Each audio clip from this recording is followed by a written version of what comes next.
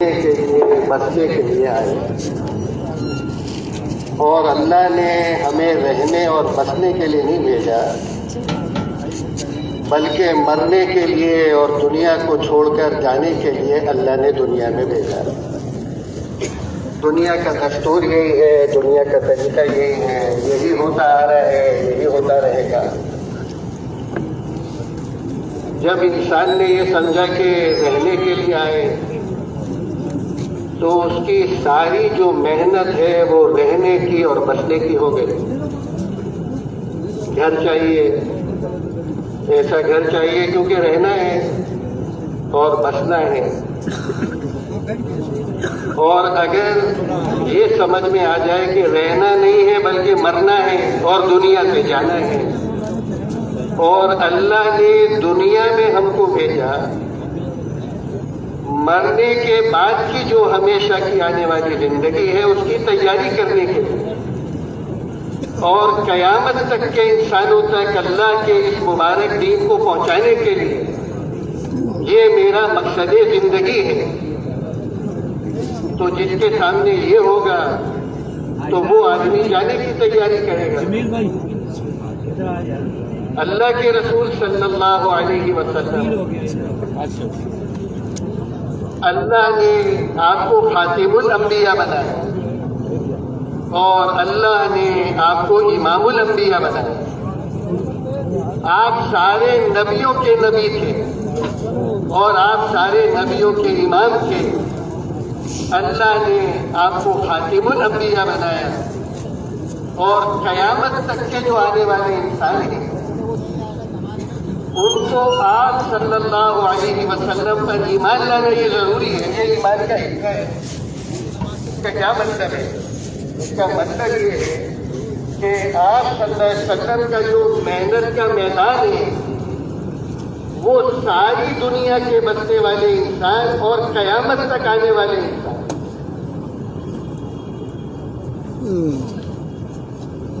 دنیا کے اندر مختلف محنتیں ہو رہی ہیں۔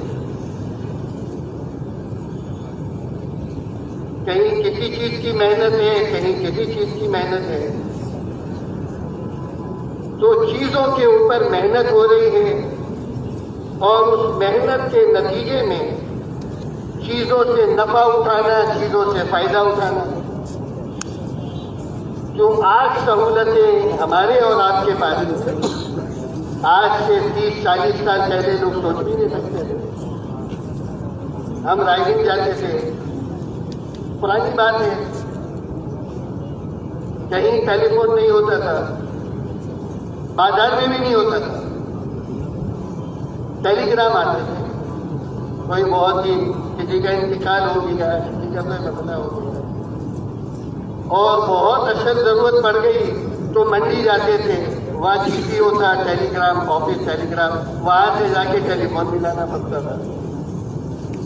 حالات بدل گئے، چیزوں پہ محنت ہوئی، چیزوں کے فائدے سامنے آ گئے۔ ہماری جماعتیں چلتی تھی نا پہلے، 30-40 سال پہلے، رائڈنگ میں ہدایات ہوتی تھی جانے والی جماعتوں کو۔ اس میں ایک ہدایت یہ ہوتی تھی کہ جو ملکوں میں جانے والی جماعتیں ہیں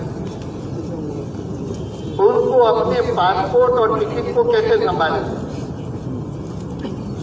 پرانی تھیلی ہونی چاہیے، بنیان میں جیب ہونا چاہیے، اور پلاسٹک کی تھیلی کے اندر وہ ٹکٹ ہونا چاہیے، اور فلانا ہونا چاہیے، فلانا ہونا چاہیے۔ بڑی لمبی ہدایات ہوتی ہے، اور اگر کسی کا ٹکٹ خدا نہ خواستہ سفر میں کھو گیا تو بعض دفعہ اس کے 2-3 مہینے اس میں مصیبت میں ضائع ہو جاتے۔ ایئر لائن کے دفتروں کے چکر لگانا، وہ کہتے تھے جی ہم نے ٹیلی گرام جو ہے وہ بھیج دیے ہیں، ہم نے پہلے ہی کر دیا ہے، اب جواب آئے گا تو پوچھ لینا۔ ہر ہفتے 10 دن کے بعد جا کے لائن میں کھڑا ہونا پڑتا تھا پوچھنے کے، کہتے ابھی نہیں آیا، آئندہ آنا۔ اب ٹکٹ ہی ختم ہو گئے، بغیر ٹکٹ کے سفر ہو رہے۔ کیوں ہوا ایسا؟ کہ چیزوں کے اوپر محنت، چیزیں بننے لگی، چیزوں کے فائدے سامنے آنے۔ اب جتنے ادارے کالجیں ہیں، جتنی یونیورسٹیاں ہیں جہاں پہ پڑھایا جاتا ہے، سکھایا جاتا ہے، کہیں انجینئرنگ ہے، کہیں میڈیکل ہے، کہیں کچھ ہے، کہیں کچھ ہے. ایسا ادارہ دنیا کے اندر، ایسی جگہ دنیا کے اندر جہاں پر انسانوں پر محنت ہوتی ہے. کہتے ہیں انبیاء علیہ السلام کو اللہ تعالیٰ نے جو دنیا میں بھیجا وہ انسانوں پر محنت کرنے کے لیے بھیجا تاکہ انسان بن جائے، انسان بن جائے. امام الانبیاء جناب محمد رسول اللہ صلی اللہ علیہ وسلم اللہ نے ایسے علاقے میں مبعوث فرمایا جو دنیاوی اعتبار سے بہت پیچھے تھا ہر لحاظ.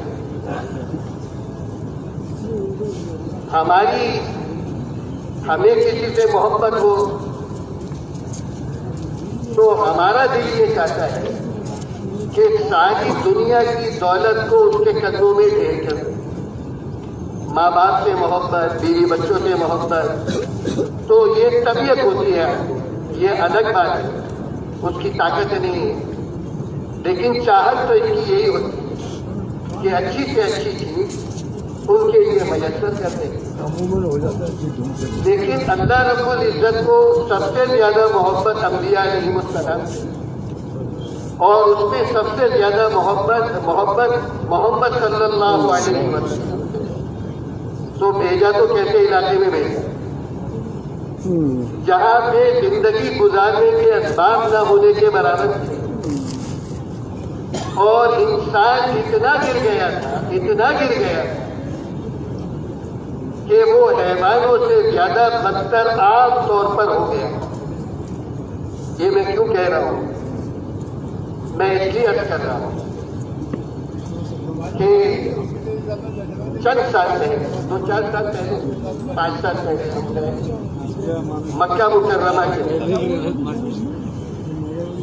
وہاں پر ہم حرم سے نکل کر ایک جگہ جانے لگے. سامنے باب ملک فہد سے نکلتے ہیں، مختلف دروازے ہیں حرم کے، جو گئے ان کو اندازہ ہے. تو جب اس دروازے سے نکلے، باہر ہم آئے، بیت اللہ کے حرم سے باہر آئے، تو ہمیں ایک جگہ جانا تھا. تو سیدھے ہاتھ کی طرف جو علاقہ ہے اس کو شبیکہ کہتے ہیں. وہ محلہ شبیکہ کا تھا، اب وہ حرم میں شامل ہو گئے. اور بالکل ناک کی چیز میں نکل کے جائیں تو شاعر ابراہیم خلیل ہے، وہاں پہ وہ راستہ جاتا ہے. تو شبیکہ اور ابراہیم خلیل کے سنگم کے اوپر ایک جگہ تھی، وہ خالی تھی، ایک پلاٹ تھا. اور عام طور پہ وہاں پہ خالی جگہیں ہوتی ہیں. ایک مقامی ساتھی تھے ہمارے ساتھ، کہنے لگے تمہیں پتہ ہے یہ کیا جگہ کو، یہ کس لیے خالی ہے؟ کہنے لگے جب حضور انور صلی اللہ علیہ وسلم کی بعثت ہوئی اس علاقے میں، تو یہ وہ جگہ ہے جہاں پر مکے کے لوگ اپنی بچیوں کو زندہ دفن کرتے. ایک تو انسان کی اپنی بچی، اور اس بچی کو اپنے ہاتھ سے زندہ دفن کرتے. یہ حیوان بھی نہیں کرتا. بلی اور کتے بھی اپنے بچوں کے قریب نہیں جانے دیتے. تو محنت نہیں ہوتی، تباہی کے لیے، بربادی کے لیے، تخریب کاری کے لیے کوئی محنت کی ضرورت نہیں ہے. آدمی صحیح محنت کو چھوڑ دے، جھاڑ جھنکار سے پیدا ہو جاتے ہیں. تو انسانیت بہت زیادہ پیچھے چلی، بہت نقصان ہو گیا. اللہ کے رسول صلی اللہ علیہ وسلم اس علاقے میں آ کر آپ کو اس علاقے میں بھیجا گیا، اور آپ نے ان انسانوں کے اوپر محنت کی، اور اس محنت کے نتیجے کے اندر اللہ نے وہ انسان تیار کیے جن کو قیامت تک کے لیے نمونہ ہدایت بنا. اور کیا فرمایا؟ کوئی یہ چاہتا ہے کہ اللہ کو راضی کرے اور کوئی یہ چاہتا ہے کہ میں جنت تک پہنچ جاؤں اور مجھے جنت کا صحیح راستہ مل جائے. فرمایا ان مبارک لوگوں کی اتباع. اللہ نے ان کو قیامت تک کے انسانوں کے نمونہ ہدایت بنایا. اس لیے حدیث میں آتا ہے جس کا مفہوم ہے کہ اللہ نے انسانوں کو سونے اور چاندی کی کانیں بنائی. جیسے کان ہوتی ہے نا، کان مائن جس کو کھودتے ہیں اس کے اندر سے چیزیں نکلتی ہیں. تو جیسے سونے اور چاندی کی کانیں ہوں، ہیرے جواہرات کی کانیں ہوں، ایسے اللہ نے ہر انسان کو بنایا. شرط کیا ہے؟ شرط یہ ہے کہ اس انسان پر صحیح طریقے سے نبی والی محنت ہو جائے. جب وہ محنت ہوگی تو اس کے اندر کے جو خزانے ہیں، اس کے اندر جو صفات ہیں، وہ صفات باہر آئیں. پھر اللہ تعالیٰ نے مکے کو اور اس کے بعد مدینہ منورہ کو اللہ تعالیٰ نے لوگوں کی ہدایت کا مرکز بنا دیا. اللہ نے ایسی بستی بنا دی کہ جس بستی کے اندر ہر آدمی کے اندر خیر خواہی کا جذبہ تھا، ہر آدمی کے اندر دوسروں کو فائدہ پہنچانے کا جذبہ تھا. جب ہر ایک کے اندر یہ جذبہ ہوگا کہ میری ذات سے دوسروں کو فائدہ پہنچ جائے، اللہ اس دنیا کو ہی جنت کا نمونہ بنا دے. چین، سکون، عزت، راحت، ہر ایک کی عزت محفوظ. اللہ نے ایسا مبارک اللہ نے وہ ماحول اللہ تعالیٰ نے بنایا. جب انسانوں کے اوپر محنت ہو اور اس کے لیے جو سب سے بنیادی طور پہ ضروری چیز ہے وہ دو چیزیں ہیں.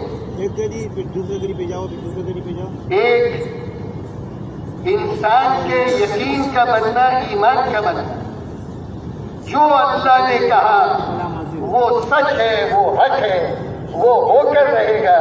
میری آنکھیں کچھ بھی دیکھے، مجھے سمجھ میں آئے نہ سمجھ میں آئے، اللہ نے فرمایا یہ حق و سچ، یہ ایمان کا حصہ ہے. اللہ کے رسول صلی اللہ علیہ وسلم نے جو فرمایا وہ حق ہے اور وہ سچ ہے. بہت سال پہلے ایک جماعت آئی اور ایک عرب آیا، ایک نوجوان عرب تھا. اس کی تشکیل رائے سے جماعت میں ہو. نوجوان تھا، جماعتیں بنتی ہیں رائے میں، مہمانوں کو ساتھ جوڑا جاتا ہے. ان کی فیصلہ بات تشکیل ہو، وہ جماعت فیصلہ بات. ایک دن طے ہوا کہ اس نوجوان سے بیان کرائے. کافی دن ہو گئے، آئے گئے، کافی سیکھ لیا، سمجھ لیا.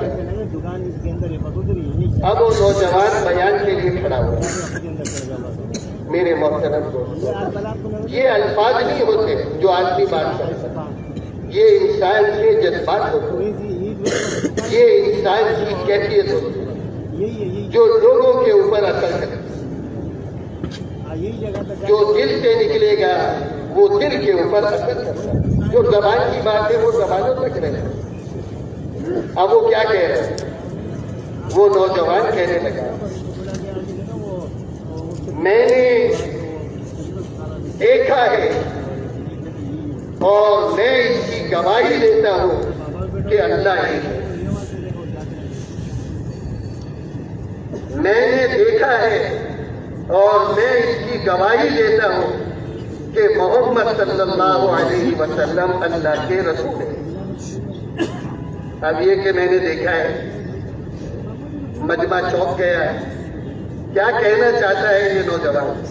ترجمان بھی پریشان ہو گیا، جو ترجمہ کر رہا تھا وہ بھی پریشان ہو گیا، پتہ نہیں یہ کیا کہے گا. اب وہ نوجوان کیا کہتا ہے؟ اپنی بات کی اس نے تشریح کی. اس نے کہا، کہتے اشہد ان لا الہ الا اللہ، میں گواہی دیتا ہوں کہ اللہ ایک ہے. آدمی گواہی دے رہا ہے. کہتے ہیں جس نے دیکھا نہ ہو کیا وہ گواہی دے سکتا ہے؟ بھائی ایک آدمی کہتا ہے یہ ہمارے گواہ ہے, گواہ کو پیش کرو بھائی. اچھا بھائی تم موجود تھے, تم نے دیکھا کہانی میں تھا تو نہیں, تو پھر گواہی کس چیز کی؟ تو وہ کہتا ہے میں نے دیکھا ہے اور میں گواہی دیتا ہوں. پھر اس نے ایک واقعہ سنایا. اس نے کہا اللہ کے رسول صلی اللہ علیہ وسلم ایک مرتبہ مدینہ منورہ کے اندر تشریف لے جا رہے تھے. دوپہر کا وقت تھا, سناٹا تھا. آپ ایک پتلی سی گلی یا سڑک سے گزر رہے تھے. آپ کے سامنے سے ایک یہودی آ رہا تھا. آپ جا رہے تھے اور وہ آ رہے تھے. جب آپ صلی اللہ علیہ وسلم اس کے قریب پہنچ گئے تو اس نے آپ کو روک لیا. ایک صحابی تھے, وہ گزر رہے تھے حضور علیہ السلام کے پیچھے سے. انہوں نے دیکھا ایک طرف اللہ کے نبی ہیں اور ایک طرف یہودی ہے, کہیں یہ آپ کو کوئی نقصان نہ پہنچائے. یہ سوچ کر وہ جو صحابی تھے وہ چپکے سے آئے اور حضور علیہ السلام کے پیٹھ کے پیچھے آ کے کھڑے ہوئے. نہ اللہ کے رسول صلی اللہ علیہ وسلم کو پتا چلا, نہ تو اس یہودی کو پتا چلا, کیونکہ وہ اللہ کے نبی سب سے پیچھے تھے. تو وہ یہودی کہنے لگا, جس کا مفہوم اور خلاصہ میں اپنے الفاظ میں عرض کر رہا ہوں کہ اے محمد صلی اللہ علیہ وسلم, جو میں نے آپ کو قرضہ دیا تھا وہ قرضہ آپ مجھے ادا کریں.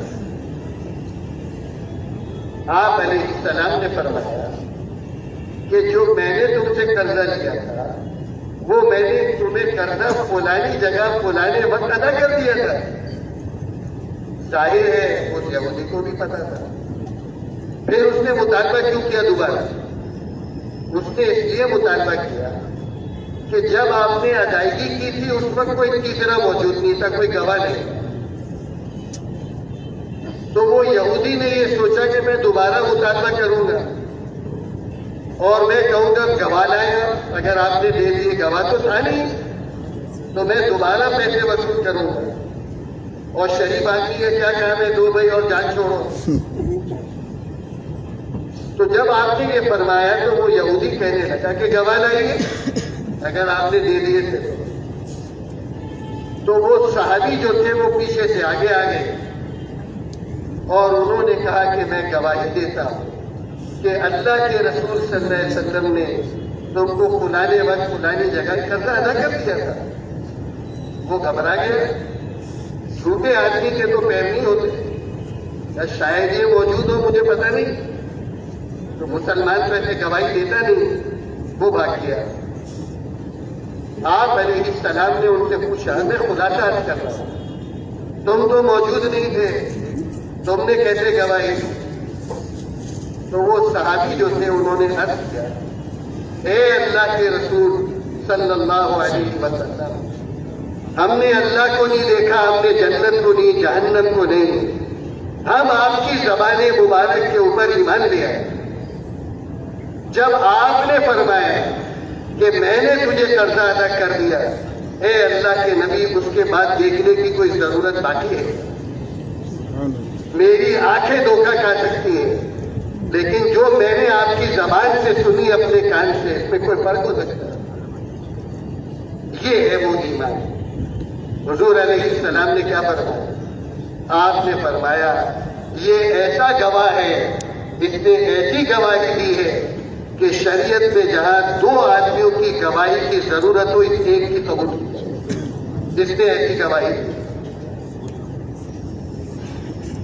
اپنے ایمانوں کو بنانا اور اپنے یقین کو بنانا.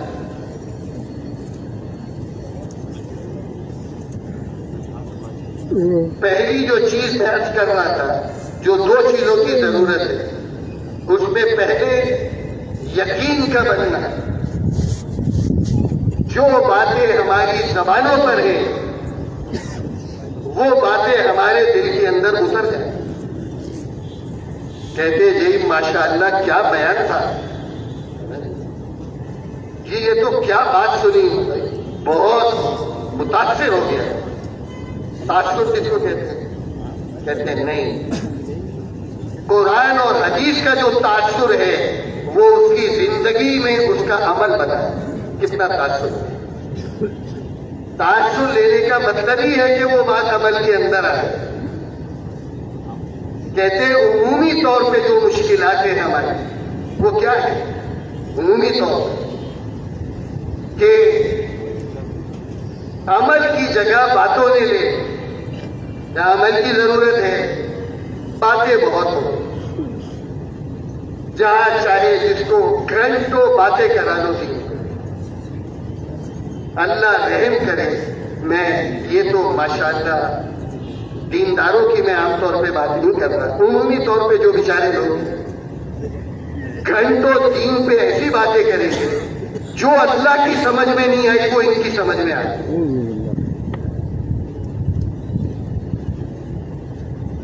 باتیں ہو رہی ہیں گھنٹوں دین کے اوپر، ہمارا خیال دین کے اندر ہمارا کوئی خیال نہیں، کچھ بھی نہیں چلے گا دین۔ جو اللہ نے فرمایا اور جو اللہ کے نبی نے فرمایا بس وہ دین ہے، اس کو منعن کرنے کی کوشش کرنا۔ تو کیا کہتے ہیں؟ کہتے ہیں عمل کی جگہ باتوں نے لی،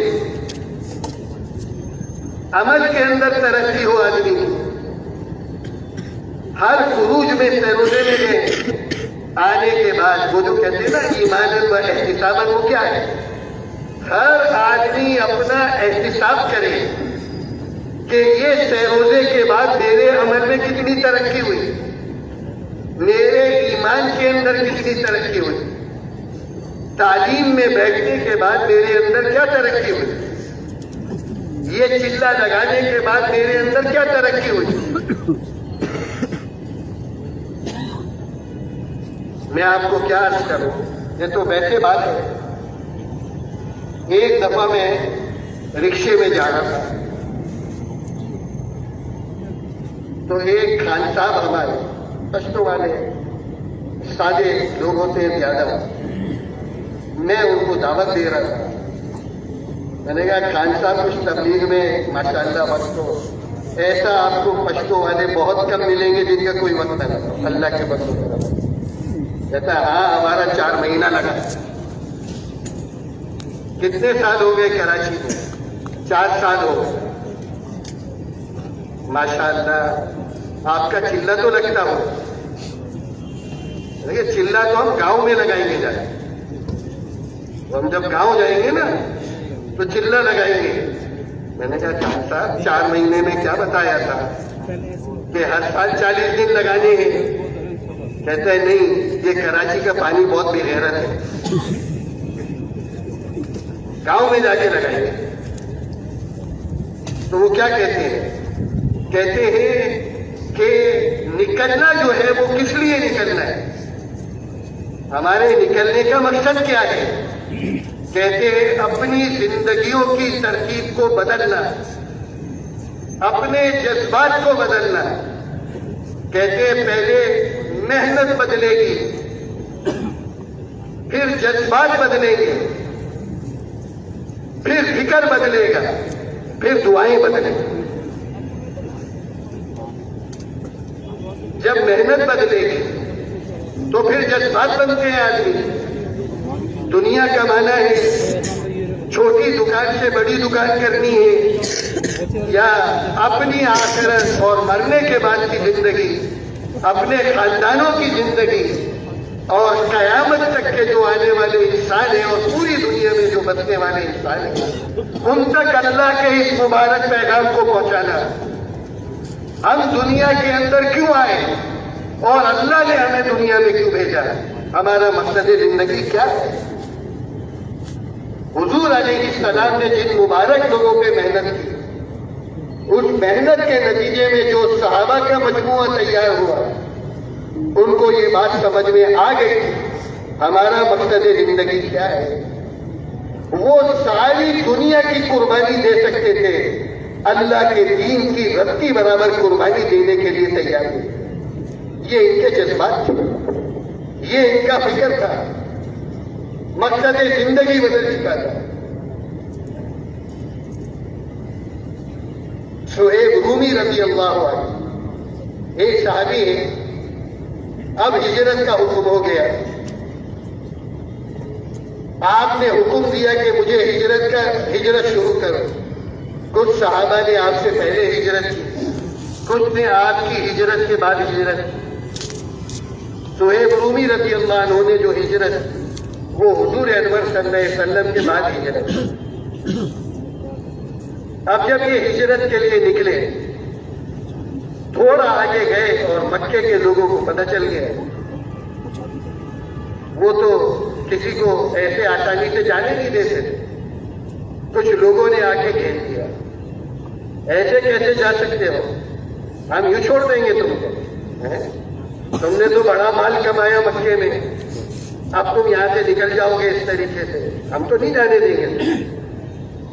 انہوں نے کیا کہا, انہوں نے کہا دیکھو بات یہ ہے کہ تمہیں میری دولت سے مطلب ہے, جو میں نے مال کمایا, تم مجھے جانے دو. میں نے جو کچھ کمایا, جو کچھ میری دولت, جو چیزیں ہیں, وہ میں تمہیں دے دیتا ہوں, تم لے لو, سارا کچھ لے لو, لیکن مجھے ہجرت کرنے دو اور اللہ کے نبی صلی کے پاس جانے دو. باقی خلاصہ کلام اس کا یہ تھا کہ تم مجھے اتنی آسانی سے روک بھی نہیں سکتے, وہ تم کو بھی پتا ہے. گویا وہ یہ کہہ رہے ہیں, یہ انداز تھا ہوتا کہ تم میں سے 10, ہم کہتے ہیں نا 10-20 کو مار کے ہی مروں گا میں, ایسے تو مرنے میں اتنی آسانی سے تو مجھے مار نہیں سکتے. وہ ان کو بھی پتا تھا. اچھا سارا مال دے دو گے ہمیں؟ کہا ہاں سب دے دو. مکے کے اندر جو میرا گھر ہے, اس گھر کے خدا حصے کے اندر وہ دبایا, وہ سارا جا کے انہوں نے چھوڑ دیا, کیونکہ ان کو بھی پتا تھا کہ مسلمان جھوٹ نہیں بولتا, ورنہ کیوں چھوڑتے ہو. یہ چلے گئے. جب یہ حضور انور صلی اللہ علیہ وسلم کے پاس پہنچے تو قرآن نازل ہو چکا تھا ان کے بارے میں. آپ نے ان کو دیکھ کر کیا فرمایا, یہ میں مفہوم عرض کر رہا ہوں باتوں کا. آپ نے فرمایا بہت اچھا سودا کر کے آئے سہیب, بہت اچھا سودا. کیا سودا کیا تھا بھائی؟ سب دے کر آئے تھے. لوگ کہتے ہیں ہم تو لٹ کر پہنچے تھے ہندوستان پہ, یہاں پر وہ تو سب کچھ دے کر آئے تھے. اور آپ کیا فرما رہے ہیں؟ آپ فرما رہے ہیں بہت اچھا تم سودا کر کے آئے. کیا آیت نازل ہوئی؟ وَمِنَ النَّاسِ مَن يَشْرِي نَفْسَهُ ابْتِغَاءَ مَرْضَاتِ اللَّهِ وَاللَّهُ رَءُوفٌ بِالْعِبَادِ. کہ یہ جو لوگ ہیں, لوگوں میں سے یہ اپنی جانوں کو خرید لیتے ہیں اللہ کی رضا کے واسطے, اللہ کی رضا کے لیے اپنی دنیا کو قربان کرتے. 1 منٹ سوچنے کے اندر نہیں لگا. یہ حضور علیہ السلام کی محنت کے نتیجے میں یہ لوگ تیار ہیں. ابو عبیدہ بن جراح رضی اللہ عنہ بڑے صحابہ کے اندر, یہ اتنے بڑے صحابی, ان کو امین الامہ کہا. ہر امت کا کوئی امین, اور میری امت کے امین ابو عبیدہ بن جراح ہے. ان کے فضائل ہیں, بہت فضائل ہیں. یعنی یہ ایک ایسے آدمی ہوں گے, جب اللہ کے نبی صلی اللہ علیہ وسلم کا وصال ہوا اور بہت گھبراہٹ تھی, سب جگہ پریشانی تھی, اور ادھر ادھر لوگ اب پتہ نہیں کیا ہوگا. حضرت عمر رضی اللہ عنہ نکلے, ابو عبیدہ بن جراح نظر آ گئے. اے ابو عبیدہ, ہاتھ بڑھاؤ, ہم تمہارے ہاتھ پر بیعت کریں. حضرت عمر جن کے ہاتھ پہ بیعت کرنے کے لیے تیار ہو, وہ آدمی کیسے ہو؟ میرے محترم دوستوں, اللہ نے جو ان کو یہ درجات دیے تھے, یہ ان مبارک لوگوں کی قربانیاں تھی. ابو عبیدہ کیا جواب دیتے ہیں؟ ابو عبیدہ کہتے ہیں اے عمر, اس آدمی کے ہوتے ہوئے ہم کسی اور کے ہاتھ میں کیسے بیعت کر سکتے ہیں جن کو اللہ کے نبی نے اپنی زندگی میں ہمارا امام بنایا؟ ابو بکر تو موجود ہے،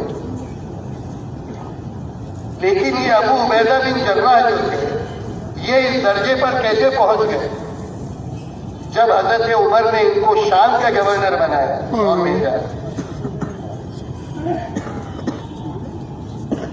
نہیں، ابو عبیدہ بن جراح کو جب حضرت عمر نے بھیجا، وہ ایک لمبا واقعہ ہے، میں ابھی وہ نہیں کرتا، میں دوسری بات اب کرنا چاہ رہا تھا۔ تو یہ ابو عبیدہ اس مقام پر کیسے پہنچے؟ ایک غزوے کے اندر حضور علیہ السلام کی زندگی کے اندر غزوہ تھا، اس میں لڑائی ہو رہی۔ ابو عبیدہ بن جراح جو تھے وہ بہت دبلے پتلے سے تھے، پھڑکی بہت تھی ان کے اندر، بولتے کم تھے، لیکن بہت زیادہ بہادر آدمی، شجاعت تھی بہت۔ اب جو لڑائی میں جس جگہ جاتے تھے وہ لاشوں کے ڈھیر لگاتے تھے۔ ابو عبیدہ بن جراح لڑتے لڑتے یہ آگے پہنچے تو کافروں میں سے ایک آدمی ان کے آگے آگے ان کا راستہ روک تاکہ یہ آگے نہ بڑھے۔ اب ان کو کیا کرنا چاہیے تھا؟ وہ حملہ کرتے، انہوں نے حملہ نہیں کیا اور اپنے رخ کو بدل دیا، دوسری طرف چلے، وہاں لڑائی شروع کر دی۔ تھوڑی دیر میں وہی آدمی وہاں سے آ کے وہاں راستہ روک دیا، پھر انہوں نے اپنا راستہ بدل لیا۔ جب 3-4 مرتبہ ایسا ہوا تو ایک مرتبہ وہ آدمی ایسے آ کے سامنے کھڑا ہوا کہ کوئی آگے پیچھے جانے کا راستہ نہیں تھا، گویا وہ بالکل راستہ ان کا بند ہو گیا۔ ابو عبیدہ بن جراح رضی اللہ عنہ نے اس راستہ روکنے والے کے سر کے اوپر تلوار ماری اور اس کے 2 ٹکڑے ہو گئے تھے۔ کہنے لگے جن کو انہوں نے تلوار ماری وہ کون تھا؟ کہ وہ ابو عبیدہ بن جراح کے سگے والد تھے۔ ان کی کوشش یہ تھی کہ یہ اللہ کے دشمن ہیں، اللہ کے نبی کے دشمن ہیں، لیکن یہ چاہتے تھے کہ میرے ہاتھ سے میرے والد کا قتل نہ ہو۔ جب انہوں نے دیکھا کہ یہ اللہ کے حکم کے اندر یہ رکاوٹ بن رہے ہیں تو انہوں نے پھر اس کی پرواہ نہیں کی۔ اللہ نے کیا فرمایا؟ اللہ نے فرمایا لا تجد قوما یؤمنون باللہ والیوم الآخر۔ یہ آیت اللہ پاک کی طرف سے کیا فرما رہے ہیں؟ اللہ تعالیٰ اللہ ان کی تعریف فرما رہے ہیں، ان کی اور ان قسم کے لوگوں کی جو کسی کی پرواہ نہیں کرتے اللہ اور اللہ کے رسول کے مقابلے میں۔ وَلَوْ كَانُوا آبَاءَهُمْ أَوْ أَبْنَاءَهُمْ أَوْ إِخْوَانَهُمْ أَوْ عَشِيرَتَهُمْ، چاہے ان کے باپ ہو، ان کے بیٹے ہو، ان کے بھائی ہو، ان کے خاندان ہو، وہ کسی چیز کو جو رکاوٹ بنے گی تو وہ اس رکاوٹ کو اللہ اور اس کے رسول کے مقابلے میں بالکل قبول کرنے کے لیے تیار ہے۔ اور اللہ فرما رہے ہیں کہ کوئی انسان نہیں کہہ رہا ہے اولئک کتب فی قلوبہم الایمان وأیدہم بروح منہ، ان کے دلوں کے اوپر اللہ نے ایمان کی کو ثبت، یعنی اسٹیمپ لگاتے ہیں نا، اللہ نے ایمان کو ان کے قلوبوں کے اوپر ثبت کر دیا تھا۔ اللہ ان سے راضی ہو گئے اور وہ اللہ سے راضی ہو گئے۔ اولئک حزب اللہ، یہ وہ مبارک جماعت تھی جو اللہ کی جماعت تھی۔ ہم کس جماعت سے ہیں؟ کہتے ہیں ہم اللہ کی جماعت سے ہیں۔ جو اس میں رکاوٹ بنے گا وہ ہمارا نہیں ہے، یہ اللہ کے رسول صلی اللہ علیہ وسلم کی مبارک محنت کا نتیجہ تھا۔ ایمانوں کے اوپر محنت ہوئی، وہ چاہا جا رہا ہے کہ اس محنت کے ذریعے اس ایمان کو حاصل کر، وعد اور وعید کے یقین کو اپنے اندر حاصل بنا، جو اللہ نے صحیح اعمال کرنے پر فضائل رکھے، ان فضائل اور ان خوشخبریوں پر یقین کرنا، جن سے ڈرایا دھمکایا ان سے ڈرنا اور اس سے خوف کھانا، اور اس سے دور رہنا یہ وعد اور وعید کا یقین. یہ حضور علیہ السلام کی صحبت کی برکت سے اللہ تعالیٰ نے ان مبارک لوگوں کے دلوں کو ایمانوں سے بھر دیا, اللہ کے رسول صلی اللہ علیہ وسلم کی محبت سے بھر دیا. اور دوسری کون سی بات ہے؟ ایمانوں کو بنانا, یقینوں کو بنانا. اس محنت سے یہ چاہیے. دوسری کیا بات ہے؟ دوسری کہتے ہیں ماحول کا بننا. ایسی محنت کرنا کہ ایک ایمانی ماحول بنے. مرنے اور مرنے کے بعد کی زندگی ایک ماحول بناؤ. کہتے ہیں مکے کے اندر 13 سال کی جو زندگی تھی حضور علیہ السلام, آپ علیہ السلام پر نفس نفیس خود موجود ہیں اس کے اندر, لیکن 13 سال کے اندر جو مسلمان ہوئے ان مسلمانوں کی جو تعداد تھی جو ہم نے اپنے بڑوں سے سنی وہ لگ بھگ 1500 کے قریب. 13 سال میں تقریباً 1500, کچھ کم یا کچھ زیادہ. اور مدینہ منورہ کے اندر جو ہجرت ہوئی اس کے بعد پہلے سال کے اندر جو مسلمان ہوئے ان کی تعداد تقریباً 10,000 اور 10ویں سال 1.25 لاکھ. کہتے کیا وجہ بنی؟ اللہ کی مشیت کی, اللہ کی مرضی کی. جو ظاہری وجہ سمجھ میں آتی ہے وہ یہ ہے کہ اللہ کی مشیت یہی تھی, اللہ نے مکے کا وہ ماحول نہیں بنایا اور مدینے کے اندر وہ ماحول بن گیا. تو ماحول بننے کے بعد جنہوں نے قسمیں کھائی تھی ہم مسلمان نہیں ہوں گے, اللہ نے ان کو بھی ہدایت. کہنے لگے خطاب کا گدھا مسلمان ہو سکتا ہے, بیٹا نہیں مسلمان ہو سکتا. اللہ نے ان لوگوں کو بھی ہدایت. ایک عمومی طور پہ ماحول بن گیا. سردی کا ماحول ہے, ہر آدمی ٹھنڈ کو محسوس کرتا ہے, بتانے کی ضرورت نہیں. گرم کپڑے نکل آتے ہیں, مزاج مختلف ہے. کسی کو ٹھنڈ زیادہ لگتی ہے, کسی کو کم لگتی ہے. گرمی کا ماحول ہے, کپڑے اتر جاتے ہیں, پتلے کپڑے آ جاتے ہیں, کہنا نہیں پڑتا. کسی کو زیادہ محسوس ہوتی ہے, کسی کو کم محسوس ہوتی ہے. محسوس سب کو. ایسے ہی جب ایمانی ماحول بنتا ہے تو اس کے اثرات عمومی طور پر پڑتے ہیں اور اس کا اثر وہ ماشاءاللہ سب لوگ اس کا اثر ہے. تو کہتے ہیں کہ یہ 2 چیزیں جو ہیں اس کے لیے محنت کرنا اور ہمیں اندازہ نہیں ہوتا جب وہ نعمتیں آدمی کے پاس سے چلی جاتی ہیں, اللہ ہماری حفاظت کرے, تو پھر اس کی قدردانی ہوتی کہ یہ کتنی بڑی نعمت ہے. یہ ایمانی ماحول کا ہوگا, کتنی بڑی نعمت ہے. میں آپ کو 1-2 چھوٹے سے واقعات عرض کرتا ہوں. چھوٹے سے ہم لوگ تھائی لینڈ اور برما گئے, اجتماع تھے. وہاں پر ایک ہندوستان کی جماعت آئی, اس میں ہمارے بزرگ حضرات ہندوستان کے وہ بھی تشریف لائے. اس میں ایک بمبئی کے ساتھی تھے. میرا ان سے پرانی اچھی الیکٹ تھی, پہلے ہم کئی سفر کر چکے تھے. وہ بمبئی کے ایک بڑا خاندان ہے, وہاں کاروباری خاندان ہے بڑا, اس سے ان کا تعلق تھا. ہم بیٹھے تھے تو انہوں نے کہا تھوڑے دن ہوئے میں پیدل چلا ہندوستان میں لگا کر آیا. وہ بمبئی کے ہیں. بھائی کہاں گئے تھے؟ کہنے لگے مشرقی پنجاب میں گئے, جو علاقہ لاہور سے متصل علاقہ ہے ہندوستان کا, وہاں پر جانا ہوگا. تو کہنے لگے وہاں تک تو ہم بسوں میں یا ریل میں چلے گئے, پھر آگے ہماری جماعت پیدل کی, بستی بستی ہم جاتے تھے. 4,500 کے قریب مسجدیں تھیں تقسیم کے وقت. وہ اکثر مسجدیں گردوارے میں تبدیل ہو گئی اور وہ مسجدیں ختم ہو گئی. کہنے لگے ہم کام کرتے کرتے ایک ریلوے اسٹیشن پہ پہنچے.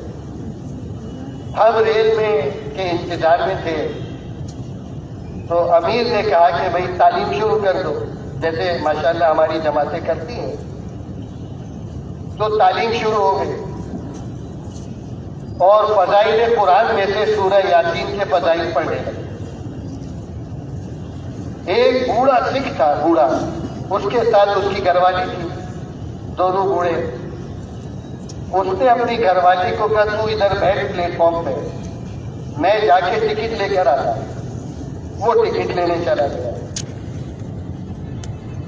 اس عورت کے کان میں تعلیم کی آواز آئی. وہ اٹھ کر آ گئی. وہ کہنے لگی کہ بھائی صاحب آپ کیا پڑھ رہے ہیں؟ کہتے ہیں ہم فضائل قرآن پڑھ رہے ہیں، ہمارے قرآن کے فضائل اور سورہ یاسین کے فضائل پڑھ رہے ہیں. وہ عورت کہنے لگی 1947 میں ہم بھی ہندوستان سے ہجرت کر رہے تھے پاکستان کی طرف ریل سے. میں بھی مسلمان، میرا پورا خاندان مسلمان. میری عمر 15-16 سال کی تھی. وہ عورت کہنے لگی جب اس علاقے میں ہماری ریل پہنچی تو ہمیں یہاں کے سکھوں نے روک لیا. ریل کو خالی کراتے تھے، مردوں کو کاٹ دیتے، میرے خاندان کو کاٹ دیا، میرے ساتھ بچیوں کو، عورتوں کو لے جاتے تھے ساتھ. جب ہمارے خاندان کے مرد سب شہید ہو گئے تو میں نے دیکھا کہ یہ سارے درندے کھڑے ہیں، اب آگے کیا ہونے والا ہے یہ اندازہ اس نے لگا لیا. اس نے کہا میں نے اندازہ لگا لیا کہ اب میرے ساتھ کیا ہوگا. کہنے لگی کہ میں نے دیکھا مجھے سامنے ایک بہت بڑا کنواں نظر آیا، کنواں ہے. میں نے یہ ارادہ کیا کہ میں اپنے ایمان اور اپنی عزت کی حفاظت کے لیے اس کنویں میں چلا جاؤں تاکہ ان درندوں سے بچ جاؤں. تو میں ادھر دوڑی اور یہ میرے پیچھے دوڑے تھا. جب میں کنویں پہ پہنچی تو وہ کنواں مسلمان بچیوں عورتوں سے پہلے ہی بھرا. مولانا یوسف صاحب رحمۃ اللہ علیہ فرماتے تھے تقسیم کے وقت مسلمانوں کی 60,000 بچیاں ان کے گھروں میں گئی، سکھوں کے گھر. اور پتہ ہے وہ عورت کیا کہتی؟ وہ عورت سکھ کہتی ہے میں حافظ قرآن کی، مجھے سورہ یاسین تھوڑی سی اب یاد ہے، لیکن بھائی صاحب میں نے ان سارے حالات کے باوجود میں نے اپنے ایمان کو دل میں چھپا کے رکھا ہے. آپ قیامت کے دن اللہ کی جناب میں گواہی دیں میں مسلمان ہوں، میں مسلمان ہوں. یہ اللہ نے ہمیں جو نعمت دی ہے، کہتے ہیں اللہ تعالیٰ ہمیں 1000 مرتبہ زندگی دی اور وہ ساری زندگیاں ہم سجدہ شکر میں گزار دیں. اب اس ایک نعمت کا شکر دیں جو اللہ نے ہم کو ایمان کی دولت سے نوازا. سن 2000 کی بات ہے، آج سے 24 سال پہلے ہماری جماعت کی، ہمارے مولانا عبدالحادی صاحب مرحوم، بھائی واسف منظور صاحب مرحوم، ہم سب جماعت میں ساتھ تھے. یورپ کے اندر ناروے کے اندر اجتماع تھا، ناروے میں اجتماع تھا. ناروے جو ہے یہ یورپ کا شمال ہے اور جو ناروے کا شمال ہے، ناروے کا جو شمال ہے انتہائی، وہاں 6 مہینے کا دن ہے اور 6 مہینے کی رات. ابھی ہم اکتوبر میں وہاں ہو کر آئے. اس وقت تو ہم ناروے گئے تھے، اوسلو گئے تھے. اوسلو کا بڑا شہر ہے سب سے، جیسے ہمارا کراچی ہے. اس وقت تو ہم اس علاقے میں نہیں گئے تھے. ابھی ہم اکتوبر میں وہاں ہو کر آئے. हॉकी स्टेडियम था, वहां पर किराए पे लिया था, उसपे छत थी, बंद था वो, क्योंकि वहां के मौसम की वजह से। मेरी तश्कील हो गई इस्तिकबाल के अंदर, जो मजमा अतराफ के इलाकों से, मुल्कों से आ रहा है, उनका इस्तिकबाल कर। मैं इस्तिकबाल में खड़ा था तो मैंने देखा कि दो नौजवान मियां बीवी गोरे वो आ रहे हैं और उस औरत के हाथ में, जवान बच्ची थे, लड़के मियां बीवी बिल्कुल जवान, जैसे नई शादी होती है, एक छोटी बच्ची 1.5 साल की उनकी गोद में थी, वो आ गई। मैंने उनका इस्तेमाल किया, अलेक्स अलेक्स माशाअल्लाह, कहाँ से आए, कैसे आए, क्या है। अब उनको गरीबों को ये नहीं पता था कि हमारे इज्तिमा में औरतें नहीं शरीक होती। वो दोनों नौ मुस्लिम थे। मैंने कहा आप कहाँ से आ रहे हैं? कहने लगे हम लैटविया से आ रहे हैं। लैटविया ये रूस का एक इलाका है, एक रियासत है, उसको बाल्टिक स्टेट कहते हैं। उसमें 3 ममालिक हैं, लैटविया, लिथुआनिया और एस्टोनिया। हम लैटविया से आ रहे हैं। लैटविया से पानी के जहाज में आना पड़ता है फिनलैंड, हेलसिंकी आना पड़ता है, और हेलसिंकी से फिर पानी के जहाज का सफर है स्वीडन, और वहां से फिर नॉर्वे आते हैं। तो कहने लगे हम वहां से मियां बीवी सफर करके आए। कैसे मुसलमान हुए आप? कहने लगा मुझे मुसलमान हुए 2.5-3 साल हुए, और मैंने जब शादी की तो मैंने अपनी घरवाली को मुसलमान किया। कहने लगे रीगा जो है, रीगा शहर है लैटविया, उसके आगे कहीं देहात में हम रहते हैं। उस पूरे इलाके में हम 3 मुसलमान हैं, मैं, मेरी बीवी और मेरी बच्ची। कोई मुसलमान वहां पर नहीं है। कहीं से हमें खबर मिली कि बहुत सारे मुसलमान जमा हो रहे हैं दीन के सिलसिले में। इज्तिमा वगैरह तो उनको नहीं पता था इज्तिमा क्या होता है। मेरी घरवाली ने कहा कि मैंने कभी बहुत सारे मुसलमानों को नहीं देखा है। वो तो ये खुद बीवी मियाँ को देखती थी, मियाँ बीवी को, वही मुसलमान थे, बाकी तो सारे गैर मुस्लिम। मुझे मुसलमानों को एक जगह देखना है। अब हम गरीब लोग हैं, खर्चा हमारे पास था नहीं ज्यादा, एक तरफ का खर्चा था, तो हम वहां से सफर करके यहां पहुंचे। तो मैंने उनसे कहा, मैंने कहा फिर वापस कैसे जाओगे जब एक ही तरफ का खर्चा था? तो उस नौजवान ने बरजस्ता जवाब दिया, जिसके लिए आए हैं वो लेके जाए। नौ मुस्लिम, एक अरब था वहां पे, उसका घर इज्तिमा गाह की करीब था। मैंने उस अरब से कहा कि ये खातून आई है, साथ इसकी बीवी है, अगर तुम इसको अपने घर ठहरा लो। अरब ने कहा बिल्कुल, ये मेरे मेहमान हैं, मैं भी इज्तिमा में हूँ, मेरी घरवाली घर पर अकेली है, ये उनके साथ ठहरे। उनको वहां ठहरा दिया, और वो जो नौजवान था वो इज्तिमा में शरीक हो गया। जब इज्तिमा खत्म हुआ तो मुझे ये फिक्र सवाल था कि इनको वापस भेजना है, खर्चा तो था नहीं इनके पास। तो फिनलैंड जो है वहां से 2 बसें आई थी इज्तिमा में शिरकत की। फिनलैंड तक इनका रास्ता यूं समझिए 2/3 रास्ते से ज्यादा इनका हो जाता है, फिर थोड़ा ही रास्ता है, मेरा ख्याल है आगे 3 घंटे का पानी के जहाज का सफर है। तो मैंने बाहर आके उनसे पूछा, फिनलैंड वालों ने, तुम्हारे अमीर कौन है बसों में जो तुम? मुझे बुलाना हमारा सोमालिया का था, अभी अक्टूबर में मैं गया, उससे मेरी 20 साल के बाद मुलाकात। अच्छा, वो भी मुझे दूर से देख के पहचाना।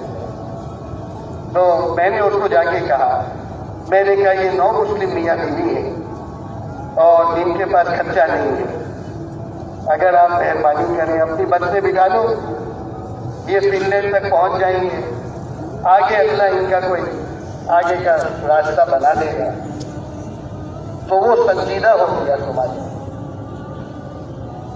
ہم ان کو فن لینڈ نہیں لے جا سکتے، تو میں بڑا پریشان ہو گیا، تو میری پریشانی کو دیکھ کے اس کی ہنسی نکل گئی، کہنے لگے ہم فن لینڈ نہیں لے جائیں گے، ہم ان کے گھر پہ ان کو پہنچا کر آئیں گے، ہم ان کے گھر پر ان کو پہنچا کر آئیں گے۔ میرے محترم، ہم اللہ کی نعمتوں کا تصور نہیں کر سکتے جو اللہ نے ہمیں یہاں پر دی۔ یہ جو مجلسیں ہیں، یہ جو ماحول ہے، یہ جو مسجدیں ہیں، یہ جو اذانیں ہیں، یہ جو ساری چیزیں، یہ ایک ایک نعمت کا قیامت کے دن ہم سے سوال ہوگا۔ ثم لتسألن یومئذ عن النعیم، پھر تم سے سوال کیا جائے گا ان نعمتوں کا جو نعمتیں اللہ تعالیٰ نے تم کو دی۔ میں نام لینا نہیں چاہتا، روس کے ایک علاقے میں ہم پہلی جماعت تھی ہماری، اس علاقے سے اس کے صدر سے ہماری ملاقات، ملک کے صدر آزادی کے لیے جنگ چل رہی تھی، انہوں نے اس فوج کے جنرل کو، مسلمان تھا، اس کو اپنا صدر بنا اعلان کر دیا ہم روس سے الگ ہیں اور جنگ چل رہی۔ جنگ میں ہم وہیں پر تھے، تو اس سے ملنے کے لیے جب ہم ملے صدر سے، تو اس کو ہمارے پاس تو کچھ ہدیہ تھا نہیں، جان نماز، ایک جان نماز دے گئے تھے ہم اس کے لیے ہدیے میں، ملک کا صدر تھا۔ تو جب اس کو پیش کیا اور 1 گھنٹہ بیٹھے وہاں پہ تقریباً بات چیت اس سے کی، کیسے آئے، کیا کرتے ہیں، ہم ان کو بتا رہے تھے، تو وہ ہر تھوڑی دیر کے بعد جان نماز کو چومتا تھا۔ پھر اس نے ایک بات کہی، اس نے کہا یہ جو قوم ہے میری، جو ہم آزادی کے 100% مسلمان ہیں، اور میں نے ایمانی غیرت ان کے جتنی دنیا میں میں نے نہیں دیکھی تھی، جتنی ایمانی غیرت ان میں، چاہے وہ دین کو بہت تھوڑا جانتے ہیں یا نہیں جانتے۔ دین کو نہیں جانتے، کیوں نہیں جانتے؟ 80 سال ان پہ حکومت کی روس والوں، نہ قرآن پاک ہے، نہ دینی کتب ہے، نہ علماء ہے، نہ کچھ۔ تو لیکن دینی غیرت بہت زیادہ۔ وہ کہنے لگے ہمارے 50,000 آدمیوں کو ایک دن کے اندر کاٹ کے لے، ایک دن، اور ہمارا جرم کیا تھا؟ کہنے لگا ہمارا جرم یہ تھا کہ یہ ہمیں کہتے تھے تم اللہ کا انکار کرو، اور ہم یہ کہتے تھے ہمیں دین کے بارے میں کچھ نہیں معلوم، لیکن ہم یہ کہیں گے کہ اللہ اللہ ہے اور ہم مسلمان ہیں اور ہم اس کے ماننے والے ہیں۔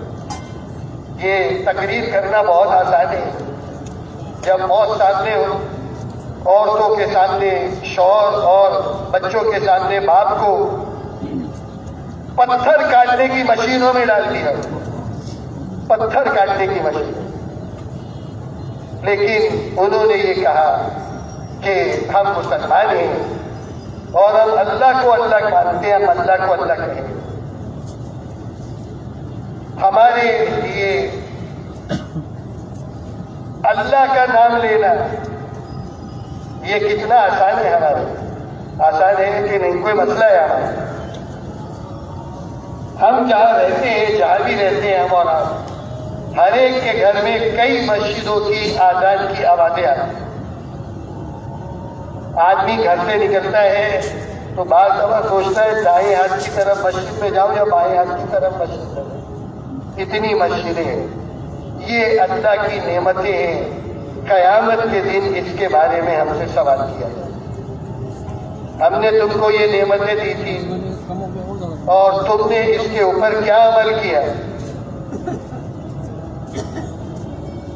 ہم ایک ملک میں تھے یورپ میں، اکتوبر کی بات سنا رہا ہوں، جو گزشتہ اکتوبر کی بات، میں اس لیے یہ عرض کر رہا ہوں کہ ہم اپنی جو ماحول اللہ نے ہم کو دیا اس کی قدر دانی کریں، اللہ کا شکر ادا کریں اور اس سے فائدہ اٹھائیں، اور دنیا کے لوگوں تک ہم اس مبارک دین کو ان لوگوں تک پہنچائیں۔ اصل غریب اور فقیر وہ لوگ ہیں، اصل غربت اور فقر ہمارا نہیں ہے۔ ایمان والا کوئی غریب نہیں ہے، ایمان والا کوئی فقیر نہیں ہے۔ ذرہ برابر ایمان لے کے دنیا سے چلا گیا، اللہ رقبے کے اندر اس دنیا سے 10 گنا بڑی جنت دے گی، اور اس کا ایک بارش جو ہے جنت کا پوری دنیا اس کی قیمت نہیں ادا کر سکتی۔ ایسے اللہ نے ہماری آنکھوں کی ٹھنڈک کا سامان اللہ نے بنایا، اور جو لوگ اللہ کے بن جاتے ہیں اور جو دنیا میں اللہ کو راضی کرتے ہیں اور اللہ ان سے راضی ہو کر ان کی جنت کو بناتا ہے، اللہ اس کی جنت کا سایہ اس کی دنیا پہ ڈالتے ہیں۔ وہ جھوپڑی میں ہے، جھوپڑی اس کے لیے جنت بن جاتی ہے، وہ بنگلے میں ہے، بنگلہ اس کے لیے جنت بن جاتی ہے۔ عزت، چین، راحت، سکون، ہر قسم کی نعمت اللہ ان کو دنیا میں دیتے ہیں، اور یہ وہ چیزیں ہیں جس کا مال اور دولت سے کوئی تعلق نہیں۔ تو ہم ایک ملک میں گئے اور دنیا کے امیر ترین ملکوں میں ان کو گنا جائے، جو آج بھی بے روزگار ہے وہاں سے، اس کو پاکستانی کئی لاکھ روپے مہینے کے حکومت گھر بیٹھے دے، دوڑ لگا رہے لوگ۔ ہمارے پنجاب کا ایک علاقہ ہے، وہ پورا علاقہ آپ وہاں جائیں گے آپ کو لگے گا آپ اسی علاقے میں آئے، گجرات کے اندر آتے، پنجاب کے اتنا آباد ہے، اور ہر آدمی کی کوشش ہے کہ میں اپنے بچوں کو، میں رشتہ داروں کو وہاں بلا لوں۔ دنیاوی اعتبار سے تو وہ آسودہ نظر آتے ہیں، دنیاوی چیزیں تو بہت ہیں، لیکن میں ان کا آپ کو حال سناتا ہوں اندر، اللہ کی قسم، آدمی ان کی باتیں سن کر آدمی وہ دعا پڑھتا ہے جو مصیبت زدہ کو دیکھ کر آدمی کو دعا پڑھنی چاہیے، جو پریشان حال کو دیکھ کر دعا پڑھنی چاہیے۔ میں ایک ہی بات سناتا ہوں، ایک ہی بات، باقی تو وقت بھی ہو رہا ہے۔ ایک قاری صاحب ملے، قاری صاحب، ان کو بھی کسی نے بلا لیا، رشتہ داروں نے، وہاں کہا تم آ جاؤ، یہاں پہ تو بہت عیاشی ہے دنیا کی، اور تم ہمارے بچوں کو پڑھا دینا، کچھ قرآن پڑھا دینا، کچھ قاعدہ پڑھا دینا۔ کہنے لگے 3 سال پہلے میں یہاں پر آیا، اب یہاں کا قانون یہ ہے کہ بچوں کو اسکول بھیجنا ضروری ہے، اور اس پورے ملک میں کوئی اسلامی اسکول نہیں، وہی حکومت کے سارے اسکول ہیں، اور بیچارے مسلمان الا ماشاء اللہ کچھ تو ضرور ہوں گے اللہ کے نیک بندے، عام طور پر مست ہے دنیا کی، ایسا نشہ ہے دنیا کا، ایسا نشہ ہے کہ 5 مرتبہ تو یہ موت پر ہی اترتا ہے، اس سے پہلے آدمی مدہوش ہوتا ہے۔ اس کی باتیں وہ ہوتی ہیں جو ایک نشے کی حالت میں آدمی باتیں کرتا ہے جس کا حقیقت سے کوئی تعلق نہیں ہوتا۔ یہ حال ہے۔ وہ قاری صاحب کہنے لگے میری چھوٹی بچی، پتہ نہیں مجھے صحیح یاد نہیں، 8-10 سال اسکول بھیجنا پڑا، ضروری تھا۔ کہنے لگی پچھلے ہفتے وہ بچی جب اسکول سے آئی ہے، وہ مجھے آ کر کہتی ہے ابا میں لڑکی نہیں ہوں، میں لڑکا ہوں، اور میں لڑکے سے میں لڑکی نہیں ہوں، میں لڑکا ہوں، اس لیے میں لڑکی سے شادی کروں۔ ہم نے کہا قاری صاحب تم نے کچھ کہا نہیں اس کو؟ کہا کہنا اگر آنکھ دکھاؤں گا تو پولیس آ جائے، قانوناً جرم ہے۔ اور کہنے لگے میں آپ کو ایک بات سناتا ہوں۔ قاری صاحب نے کہا کیا بات ہے؟ کہنے لگے ہمارے سامنے ایک عرب خاندان رہتا ہے، کافی دیندار لوگ ہیں، گھر کے اندر دینی ماحول ہے، ان کی بھی چھوٹی بچی میری بچی کے تقریباً برابر ہے، وہ بھی اسکول جاتی ہے۔ ایک دن وہ اسکول گئی، تھوڑے دن پہلے وہ کہنے لگے تھوڑے دن پہلے کا یہ واقعہ، وہ اسکول گئی تو تھوڑی دیر کے بعد وہ جو ڈیسک ہوتا ہے نا، جو آگے بینچ ہوتا ہے، تو وہ بچی نے وہاں سر رکھا اور اس کو نیند آئی. تو اس کی جو ٹیچر تھی اس نے آ کے اس کو، کیا بات ہے، تمہیں کیوں نیند آ رہی ہے، تم رات کو نہیں سوئی کیا؟ تو بچی معصوم بیچاری وہ کہنے لگی کہ میری مما نے مجھے صبح فجر کی نماز کے لیے اٹھایا، میں نے فجر کی نماز پڑھی، پھر میں نے اسکول کی تیاری کی اور میں اسکول آ گئی، اس لیے مجھے نیند آ گئی. اس اسکول ٹیچر نے پولیس کو فون کیا، پولیس آ گئی. پتہ ہے کیا کیا انہوں نے؟ آپ مانیں گے نہیں اس بات،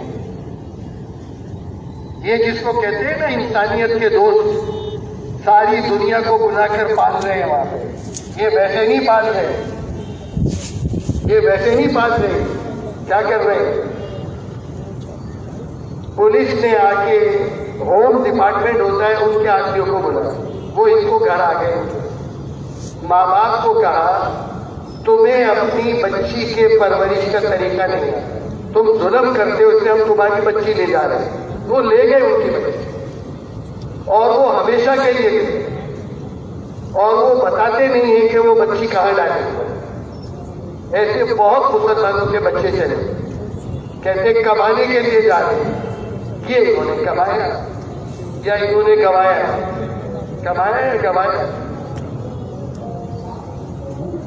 چند ٹھیکرے کمانے کے آدمی اپنی اولادوں اور نسلوں کو آگ کے اندر چھوڑ، تو پتہ نہیں چلتا وہ بچے کہاں جائیں، کسی کے پاس جانا. اس بچی کا پتہ چلا، پتہ کیا پتہ چلا؟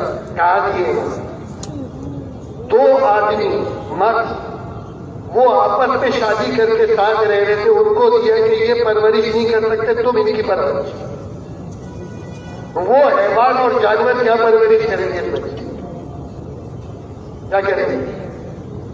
میرے محترم دوستوں، دنیا میں جا کے یہ لوگوں کو سمجھانا اور یہ لوگوں کو بتانا، اللہ نے ہمیں وہ مبارک طریقہ دیا، اللہ نے ہمیں وہ مبارک دین دیا جس کے اندر انشاءاللہ اللہ نے جنت تو رکھی ہے، اللہ ہم سب کی دنیا کو انشاءاللہ جنت کا نمونہ بنا. ایسی مبارک ہمارے گھروں کی جو عام زندگی ہے وہ تو جنتیوں کی زندگی جو اللہ نے ہمیں زندگی دی. دیکھو اذان کی آواز آئی، ابھی تھوڑی دیر میں دوسری آئی. ہم ان لوگوں سے ملے برازیل میں، ہمیں نماز پڑھنی، ہم پیدل کشتے تھے، کوئی رہبر کچھ نہیں. 84 کی بات ہے، کیا کرے بھائی، نماز کا ٹائم. امیر ہمارے ماشاءاللہ، میں تو ان کے لیے بہت دعا کرتا ہوں. ہمیں صبح ناشتہ کراتے تھے، کہتے تھے نکلو مسجد سے، عشاء کے بعد مسجد میں آنے دوں گا، اس سے پہلے نہیں آنے دوں گا. تم مسجد میں بیٹھنے کے لیے نہیں آئے، پھرو لوگوں، سڑک کے اوپر اذانے دو، گھروں میں جا کے ان کو یاد دلاؤ یہ کن کی اولادیں ہیں، یہ آوارہ لوگوں کی، ناچنے گانے والوں کی اولادیں نہیں ہیں. عرب آباد فلسطین کے اور لبنان کے. تو شوہر کا وقت ہو گیا، نماز پڑھنی ہے، وضو کرنا ہے، کہاں جائے؟ زبان بھی نہیں آتی، پرتگالی زبان ہے، تھوڑی بہت ہم کچھ بولتے تھے. بھائی کوئی مسلمان میں بھائی پرانا گھر مسلمان کا، چلے گئے وہاں، اندر گئے تو وہ فلسطینی تھے، ان کی بوڑھی والدہ تھی، جوان ان کے بیٹے بیٹیاں، ہمیں دیکھ کے پریشان. یہ داڑیاں، ٹوپیاں، پگڑیاں، یہ کپڑے. اب تو موبائل، کمپیوٹر، اس زمانے میں یہ چیزیں نہیں تھیں. بہت حیران ہو گئے، یہ کیسے آ گئے یہاں پہ؟ بھائی ہم پاکستان سے آئے ہیں، ہمیں نماز پڑھے. نماز اچھا آؤ. مسلمان تو مسلمان ہے نماز. زور سے آزان. اب ان کی بوڑھی والدہ کی اتنی روئی ہے. وہ کہتی ہے میں الخلیل شہر کی ہوں, فلسطین الخلیل شہر سے ہوں, ابراہیم علیہ السلام کی شہر. میں نے 20 سال کے بعد اذان سنی. کیا کمانے گئے وہاں پر, کیا کمانے گئے؟ اس لیے میرے محترم دوستوں, یہ ہماری ذمہ داری ہے. اللہ قیامت کے دن ہم سے پوچھے. میرا گھر ہے, 2 دیگیں کھانے کی رکھی, بریانی 2 دیگیں, سارے گھر کے لوگ کھا کر فارغ ہو گئے اور 2 دیگیں بچی ہوئی ہیں.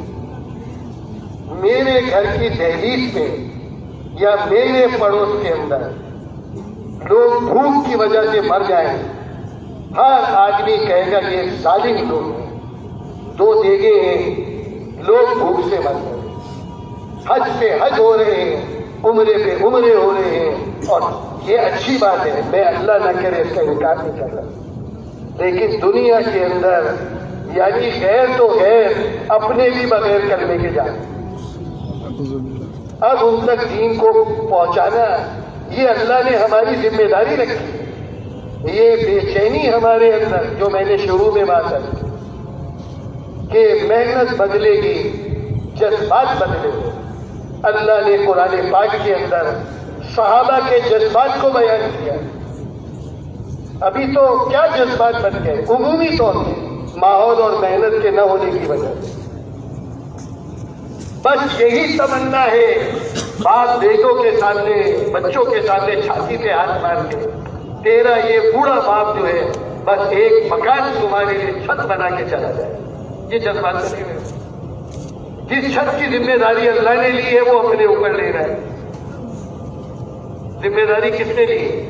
اللہ نے لی ہے. وہ ہمارا پروردگار ہے. وہ ہر مخلوق کی پرورش اس نے اپنے ذمے لی. اور پتہ کیا کہتے ہیں؟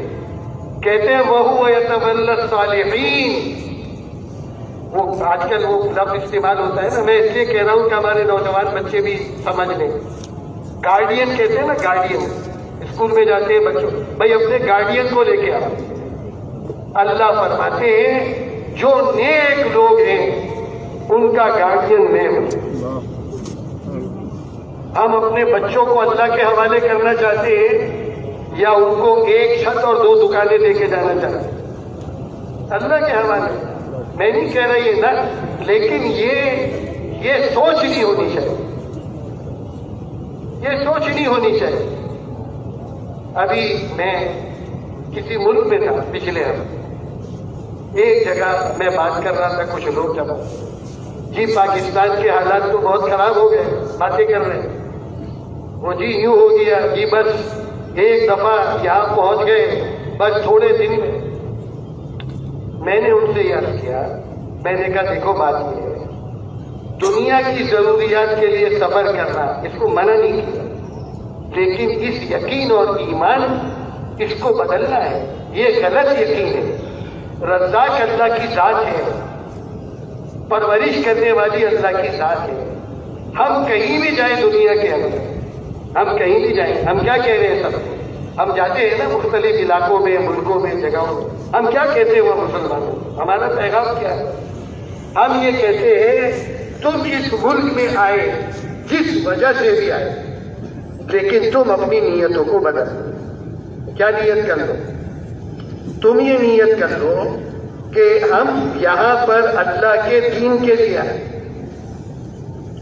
وہ کہنے لگے بھائی ہم سے جھوٹی نیتیں کیوں کروا رہے ہو بھائی, ہم تو دین کے لیے نہیں آئے. ہم نے کہا تم نہیں آئے اس سے, اب نیت بدل لو. تم دین کی نیت کر کے رہو اور پھر اللہ تمہیں بہترین قسم کی روزی دے گا اور اللہ تم سے دین کا کام دے گا. پھر ہم ایک مثال دیتے ہیں, میں آپ کے سامنے بھی عرض کر دوں. عام طور پہ ہمارے دیہاتوں میں لوگ گائے اور بھینس رکھتے ہیں گھروں. کہتے کیوں رکھتے ہیں؟ کہتے دودھ کے لیے رکھتے ہیں. گائے بھینس کی خدمت کتنی کرنی پڑتی؟ کیوں کرتے ہیں؟ کہ دودھ کے لیے. بھائی کتنا دودھ دیتی ہے اس حساب سے اس کی قیمت ہوتی ہے. زیادہ دودھ دے گی، آسٹریلین ہوگی تو 40 کلو دودھ دے گی، اس حساب سے اس کی قیمت ہوتی ہے. تو بھائی دودھ کے لیے رکھتے ہیں نا. پوچھتے ہیں خریدنے جائے گا بیچنے والے بھائی کتنا دودھ دیتے. ایسا ہی ہوتا ہے نا دیہاتوں میں. کوئی آدمی جائے بھینس خریدنے، جا کے گئے بھائی صاحب یہ کتنا گوبر دیتے، تو وہ سننے والا کہے گا پاگل آدمی ہے. گوبر کے لیے کوئی خریدتا ہے بھینس کو؟ کوئی نہیں خریدتا. دودھ کے لیے خریدتے ہیں. لیکن وہ آدمی یہ کہے کہ ہاں ٹھیک ہے دودھ کے لیے میں نے بھینس لینی ہے، لیکن ایسی چاہیے جو گوبر نہ دے. ملے گی؟ کہتے ہیں پیکیج ہے، دودھ کے ساتھ گوبر فری پیکیج ہوتا ہے. وہ ہمارے آج کل لفظ ہوتا ہے، کہتے ہیں buy one get one free package ہے، دودھ کے ساتھ گوبر فری. کہتے ہیں دودھ یہ اللہ کا دین ہے، گوبر یہ دنیا ہے. بھائی اس ملک کے اندر دودھ کے لیے رہو، گوبر کے لیے کیوں رہیں گے؟ اور اگر یہ کہ دین کے لیے رہیں گے تو دودھ ملے گا، گوبر نہیں. گوبر تو ساتھ میں فری میں آئے گا. اس کی نیت کرنے کی ضرورت بھی نہیں، اس کا ارادہ کرنے کی ضرورت بھی نہیں. ہماری نظر بدل جائے، ہماری نظر بدل جائے میرے محترم، کہ دنیا کے جو لوگ ہیں ایسے لوگ ہیں ہم سوچ ہی نہیں سکتے. ایک ملک ہے جنوبی امریکہ، ایک ملک ہے، ایک نوجوان بچی اللہ نے اس کو ہدایت دی، وہ مسلمان، اور وہ پورے ملک میں تبلیغ کا کام کر رہا ہے. ایئرپورٹ میں جماعت کو لینے کے لیے آنا، جماعت کے ویزا کے لیے کارروائی کرنا، جماعت کو رخ بنا کے دینا، جماعت کی کارگزاری کو اکیلی نوجوان بچی. یہ اللہ کا دین ہے. اللہ کسی کے محتاج نہیں. اللہ نے ارادہ کیا ہے ایک دفعہ یہ دین انشاءاللہ پوری دنیا میں پھیل کے رہے. کسی کو اچھا لگے کسی کو برا لگے، یہ اللہ نے ارادہ کیا. اب وہ خوش نصیب لوگ کون ہیں جو اس کے لیے قبول ہو جائے. تو اب اس کے لیے ہمت کر کے بتاؤ میرے محترم دوستوں. نقد بتائے اس مجلس میں، تو نقد ارادے کرے اللہ کے بھروسے، ملکوں کے لیے، چلے کے لیے، لیکن نقد ارادے ہو. نقد سے کیا مراد ہے؟ صبح سے جانا یا اگلی شب جمعہ سے پہلے جانا، یہ سب نقد ہے. کرو دیکھو بھائی، کوئی ساتھی جائے، اللہ آپ کو بہت جگہ جتنی